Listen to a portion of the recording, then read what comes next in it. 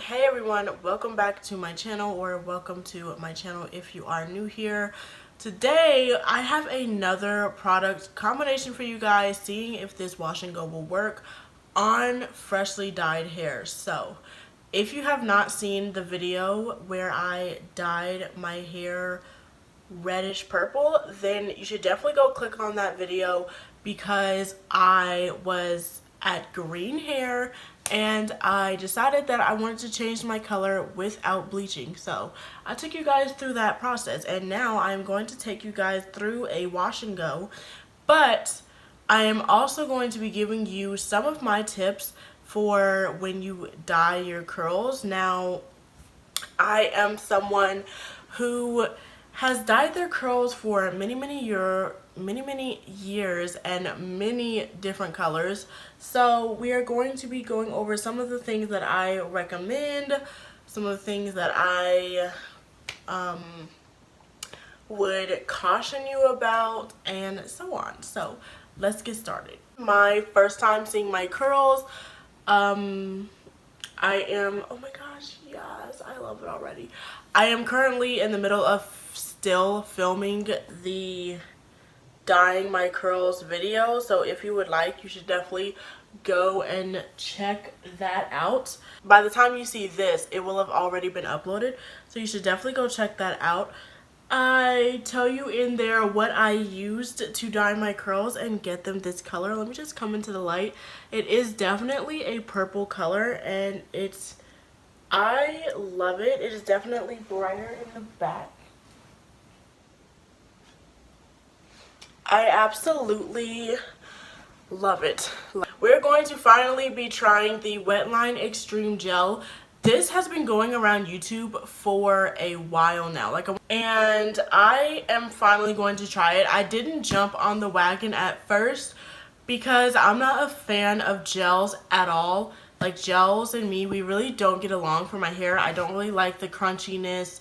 I do like the definition that they give, but I tend to like a softer curl. So I don't know, I just was like, you know what, let's just try it, and if I don't like it, then I can at least use it for ponytails and whatnot, since I was running out of gel for my ponytails anyway, and I tend to do a lot of ponytails now. So we're actually going to try this, and I'm going to be pairing it. This was a really hard decision, but I'm going to be pairing it with the Suave Professionals for natural hair shea butter and pure coconut oil leave-in. I am almost out of this leave-in. I have a little under half left, but this has become one of my favorite leave-ins lately, and I'm hoping that it will pair nicely with this.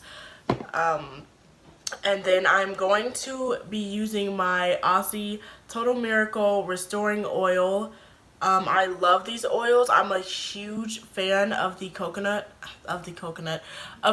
defining oil, but I'm just going to use this one for now because I couldn't find the curl defining one. I'm going to use this after I put my leave-in in my hair, just to lock in the moisture that it gives, because gel can be kind of harsh, especially when you just dyed your curls. So let's get into this, and we can get into the tips that I have. But tip number one is for when you dye your curls, it's easier for you a color at home than it is for you to try to go blonde. Now, I know lots of people are successful with the box dyes. It may not turn out exactly how they want, but me personally, it is a lot easier for me to go a color than to go blonde. If I wanted to go blonde, then I would definitely go to a salon, because I just don't want to, I just wouldn't trust myself doing bleaching my curls that much. And you do essentially have to bleach your curls if you want to go lighter. So if you want to do a color at home, I would definitely recommend, if you have dark hair, that you bleach your hair. It should go light enough for the color you want, especially if you're getting like a red or like maybe a baby blue or like a navy blue. Just getting like that lighter than yellow hair color with bleach should be just fine for you.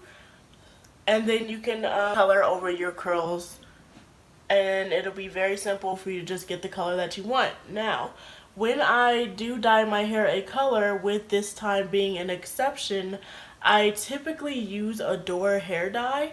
This time I did not use Adore hair dye just because the the hair stores are closed, and I didn't feel like waiting for any hair dye to come. Oh, and my fingers are getting dyed. I didn't feel like waiting for any hair dye to come in the mail, and especially since when I was looking online, I saw that the Adore hair dye costs more if you try to get it online. So I just went with whatever I could find at my local Walmart, and that's what I got. So that's where, speaking of bleeding, that comes to my next tip. The first time you wash your hair, I would recommend that you do it in like an aluminum sink. You typically have one of those in your kitchen. If you wash your hair in your white tub, it is going to stain, especially the first time, because the first time you are washing color out, you're going to have a lot of fresh color in your hair that is going to be washing out, and it is going to stain your white appliances really, really bad. So I recommend you having a couple of shirts that you don't care about when dyeing your hair. Call them your dye shirts. Anytime you want to change your color or something, you wear these shirts, because if you're going a color. Now, one thing I like to do after I have dyed my curls, first of all, when you are rinsing out dye from your curls, take your time with it. Try to keep rinsing your hair with water until the water has the faintest bit of color in it, and then you can call yourself done with that wash day. Because if you don't, then A, the next time that you go wash your curls, you're going to have a ton of color in the water, and B, once you finish washing your curls and you don't try to get as much as the excess color out as you can, then you are going to have a bad wash and go, or whatever you're doing to your hair, it is going to have a higher chance of being damaged, because you're going to have a lot of extra color just sitting and drying on top of your curls, which you do not want. I'm going in with the gel now. It's thick, which, you know, is a good thing. I like a thick gel when I do like a gel. It's mixed with the leave-in, which is also a good thing, and it is weighing down my curls. Now, some people think that's a good thing. I personally, I like for my curls to like immediately bounce back, but you typically don't get that with a gel that's going to hold your hair, so I guess it is a good thing. I'm just applying a little bit more, because in some places it feels like it just slips right through the curl. My curls don't feel like the moisture was sucked out of my hair, which is definitely a good thing, because that is how gel makes my hair feel like I lost everything that I just put in it. But I do think that that has something to do with me using oil this time. I'm going to just scrunch my curls just to help them kind of, you know, curl back up. So now I will leave that and move on to this side.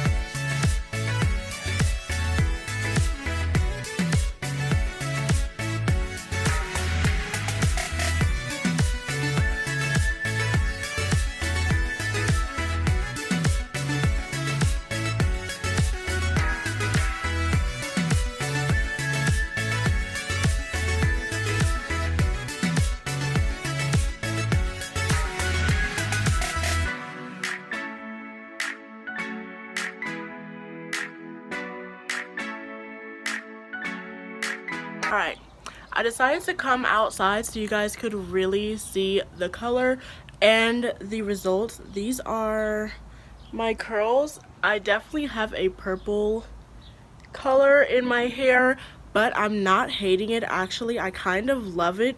The back, I'm guessing, is kind of bright. Let me see if he can get the back. Baby, can you get the back of my head? Like to see, show them if the color is bright or not.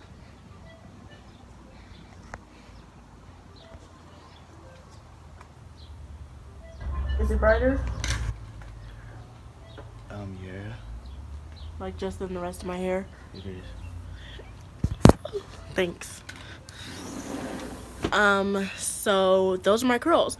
My opinion about the gel is I typically don't like when my curls are this separated, but they are so defined and shiny right now that I honestly can't hate. My hair probably has like another 30 minutes of drying time, but I also haven't fluffed and it is fairly elongated, so I am kind of liking this combination. I don't know if I like the gel with other products, but right now this combination is definitely working for me. I may have found a new groove. I like it and I love the color, so make sure you go check out the video if you want to see how I got this color on my hair. Bye guys.